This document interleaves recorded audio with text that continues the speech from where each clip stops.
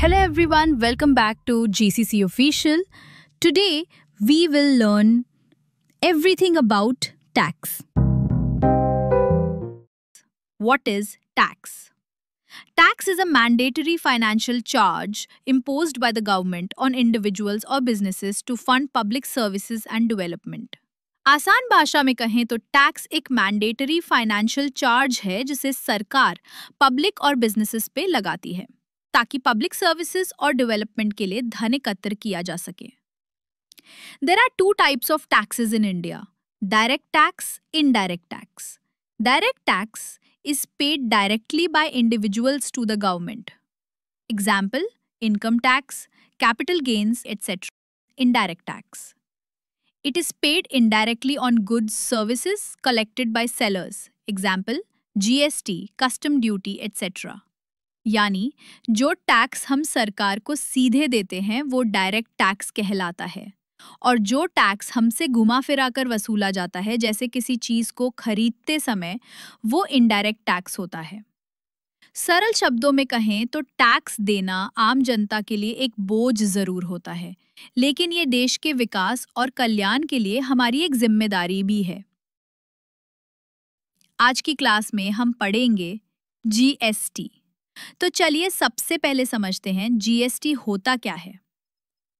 GST का full form है goods and services tax.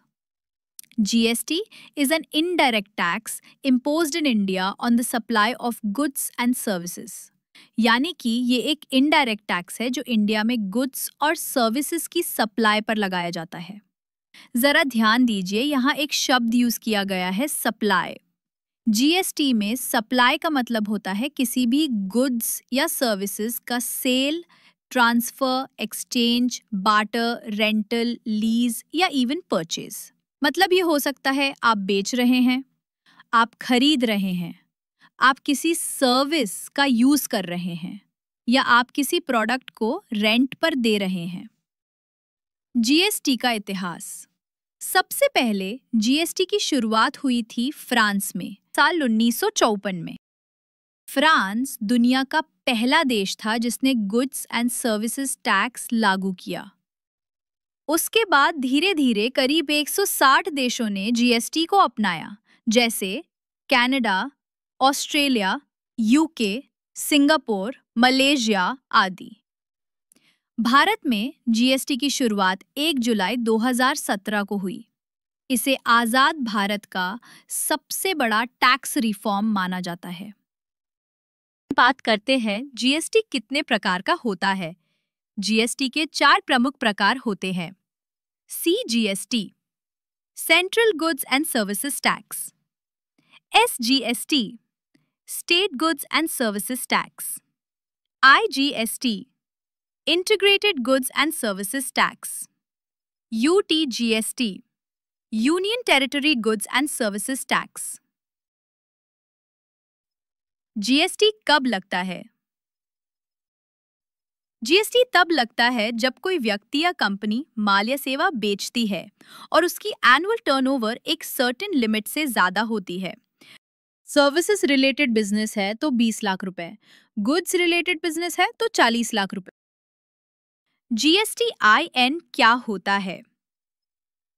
GSTIN का फुल फॉर्म है goods and services tax identification number.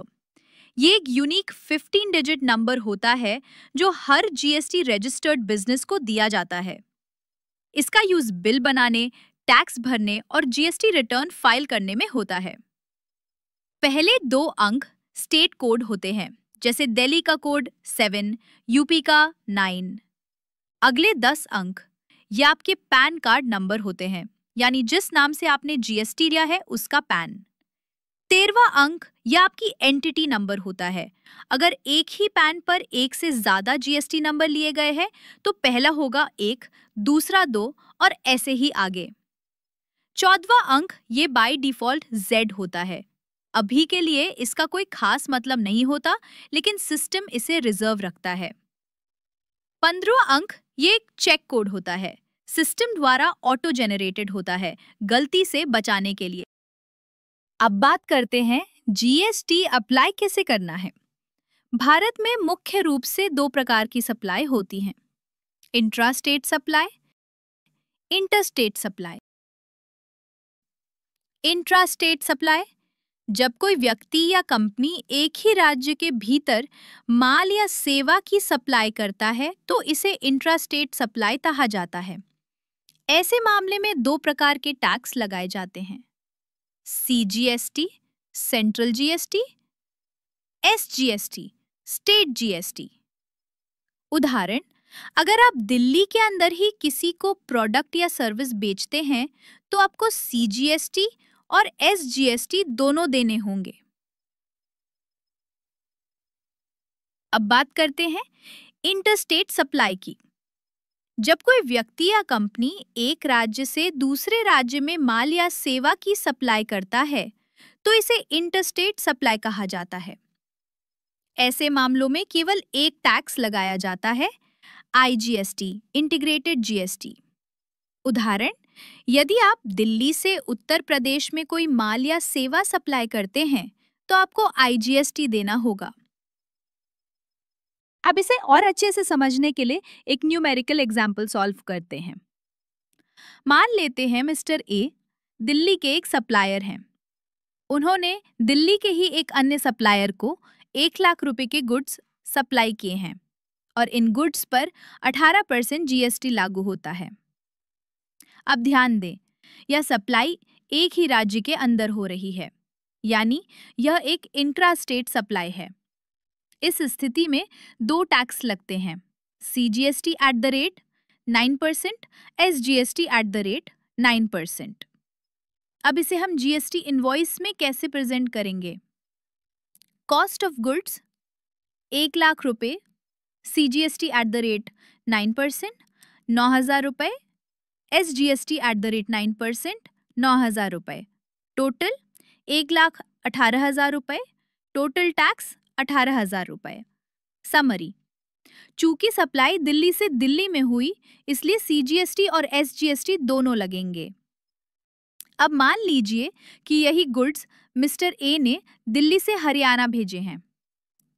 Mister A अब भी दिल्ली के सप्लायर हैं, लेकिन इस बार उन्होंने गुड्स सप्लाई किए हैं हरियाणा के एक ग्राहक को।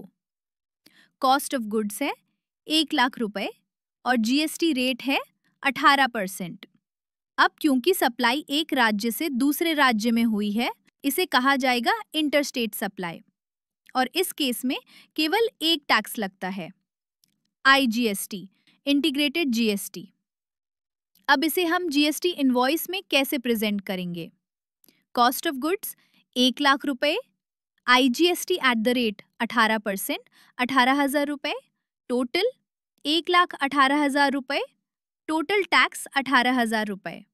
समरी, चूंकि सप्लाई दिल्ली से हरियाणा की गई, यह एक इंटरस्टेट सप्लाई है, इसलिए IGST लगता है और इसका पूरा 18,000 रुपए केंद्र सरकार को जाता है।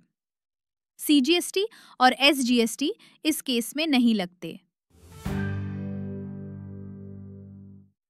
आशा है आपको ये क्लास बेहद पसंद आई होगी।